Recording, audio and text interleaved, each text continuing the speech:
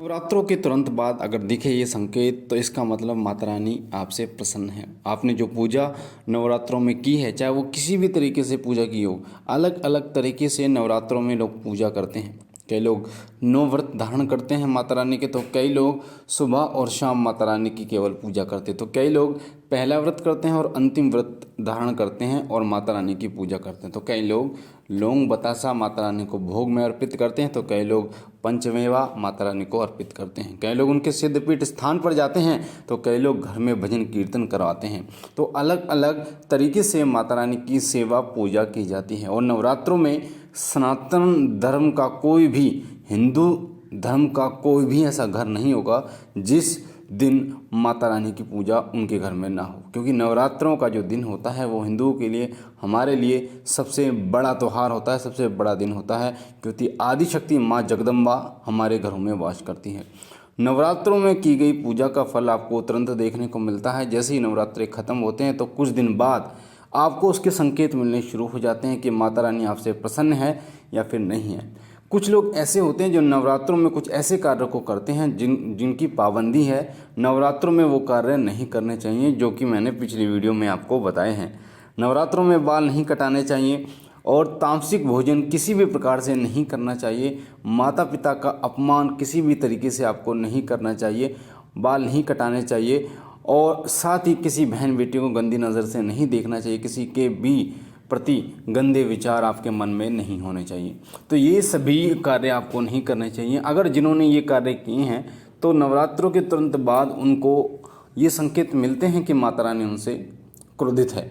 और साथ ही जो माता रानी की सेवा करते हैं पूरे नियमों का पालन करते हुए, पूर्ण श्रद्धा के साथ माता रानी की सेवा की है जिन्होंने इन नवरात्रों में, तो नवरात्रों के तुरंत बाद उनको ऐसे संकेत मिलते हैं जिनसे आप ये जान सकते हैं कि माता आपसे प्रसन्न है। माँ जगदम्बा, माँ भवानी, माँ कालका आपसे प्रसन्न है, क्योंकि वो देवी जो इस संसार की चलायमान है, जो इस संसार को चलाने वाली है, जिन्होंने ब्रह्मा विष्णु महेश को जन्म दिया है, जो अपने भक्तों को अभयदान देने वाली देवी हैं, वो आपसे प्रसन्न है या फिर नहीं है। जिस घर में माता का वास होता है उस घर में भूत प्रेत आदि कभी भी वास नहीं करते, और जिस पर माता प्रसन्न होती हैं तो उसके वारे के न्यारे हो जाते हैं। तो ऐसे 6 संकेत मैं आपको बता रहा हूँ, इन ध्यान से इन संकेतों को आप सुनना, ताकि एक एक चीज़ बारीकी से आपको समझ में आए और इन संकेतों को आप ध्यान दे पाएँ। कई बार होता क्या है कि माता आपको संकेत जरूर देती है पर आप ध्यान नहीं दे पाते, आप उनको देख नहीं पाते, समझ नहीं पाते, अनुभव नहीं कर पाते, जिससे कि माता रानी की कृपा आपके ऊपर है या फिर नहीं है। जब तक आप उनको ध्यान नहीं दोगे, उन पर, उन संकेतों पर ध्यान नहीं दोगे, जब तक आप उन्हें अनुभव नहीं करोगे, तब तक आपको वो महसूस नहीं होगा कि माता की कृपा आपके ऊपर है, और ना ही आप अग्रसर होगे, आगे की तरफ बढ़ोगे पूजा पाठ करने के लिए। कोई भी व्यक्ति जब कोई साधना करता है 11 दिन की, 21 दिन की या 41 दिन की, तो वो अगली साधना तभी करने का इच्छुक होता है जब इस साधना के कुछ अनुभव उसको प्राप्त हुए हों, कुछ उसको महसूस हुआ हो। उसी प्रकार से नवरात्रों में जब आप पूजा करते हैं तो आपको अनुभव जब होने शुरू हो जाते हैं, उसके बाद आप माता रानी की सेवा और ज़्यादा बढ़ाना शुरू कर देते हैं। तो माता रानी के तुरंत आपको नवरात्रों के बाद संकेत मिलने शुरू हो तो माता रानी की कृपा आपके ऊपर है। तो मैं आपको बताता हूँ कौन से ऐसे संकेत हैं। पहला संकेत है कि सपन में आपको घंटियों की अगर आवाज़ सुनाई दे। नवरात्रों के तुरंत बाद, नवरात्रों में आपको कुछ भी नहीं सुनाई देगी, पर नवरात्रों के तुरंत बाद लगभग 5 दिन बाद आपको घंटियों की आवाज़ सुनाई दे, तो इसका मतलब कहीं ना कहीं माता रानी आपसे प्रसन्न है। क्योंकि घंटियों की जो आवाज़ होती है वो मंदिरों की होती है, और घंटी जो होती है, घंटी की जो आवाज़ होती है वो सूचक होती है माता रानी के आगमन की, तो इसलिए घंटी की आवाज़ जो है सुनाई देती है। अगला संकेत है सपन में आप किसी मंदिर में पूजा करते हुए खुद को देखना। आप सपने में देखते हैं कि आप किसी मंदिर में हैं और आप पूजा कर रहे हैं। जरूरी नहीं है कि वो मंदिर देवी का हो, क्योंकि सभी देवी देवता माता रानी के साथ ही चलते हैं। हो सकता है वो जो मंदिर है वो भोले बाबा का हो सकता है वो मंदिर भैरव बाबा का हो सकता है वो बालाजी दरबार हो, पर आप स्वप्न के माध्यम से ये देखेंगे कि आप मंदिर में हैं और आप पूजा पाठ कर रहे हैं, आप आरती कर रहे हैं, ढोल नगाड़े बज रहे हैं, और वहाँ पर माता रानी की या अन्य देवता की बहुत बड़ी मूर्ति वहाँ पर विराजमान है। तो इसका मतलब माता रानी की कृपा आपके ऊपर है। जो भी आपने नवरात्रों में माता की सेवा की, उससे माता रानी आपसे प्रसन्न है। तीसरा संकेत है कि नवरात्रों के तुरंत बाद एक गाय का आपके घर पे निश्चित समय पर, एक गाय का आपके घर पे निश्चित समय पर आपके दरवाजे पर आना। एक ही समय पर एक गाय आपके घर पे आ रही और उस गाय का आना ये संकेत होता है कि माता रानी की कृपा आपके ऊपर है। गाय में समस्त देवी देवताओं का वास होता है और सबसे ज़्यादा माता रानी का वास होता है और गाय को माता का रूप बताया गया है।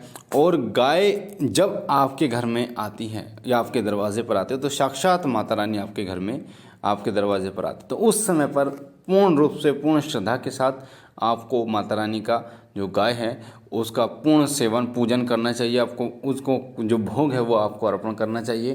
पूर्ण श्रद्धा के साथ माता रानी को भोजन कराना चाहिए।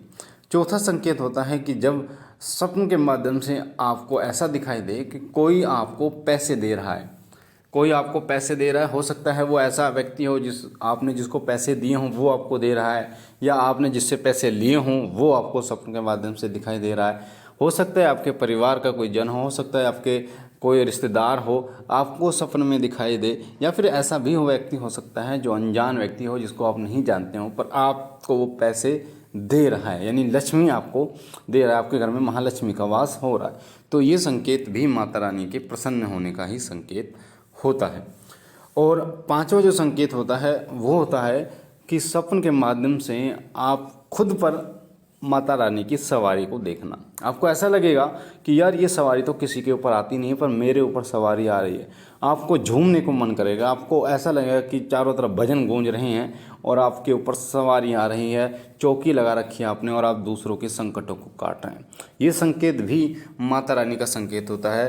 ये संकेत भी माता दुर्गा का, माता काली का प्रसन्न होने का संकेत होता है कि जो भी आपने पूजा पाठ अर्चना की है इस नवरात्रों में, जो भी आपने भोग अर्पण किया है माता रानी को, या आप माता रानी के दरबार में गए हैं, तो उसका ही जो है प्रभाव होता है कि माता रानी की सवारी आपको स्वप्न के माध्यम से दिखाई देती है। सवारी दिखाई दे इसका मतलब यह नहीं है कि आपके ऊपर सवारी सच में आ गई। इसका मतलब होता है कि माता रानी की ऊर्जा आपके अंदर आनी शुरू हो गई है।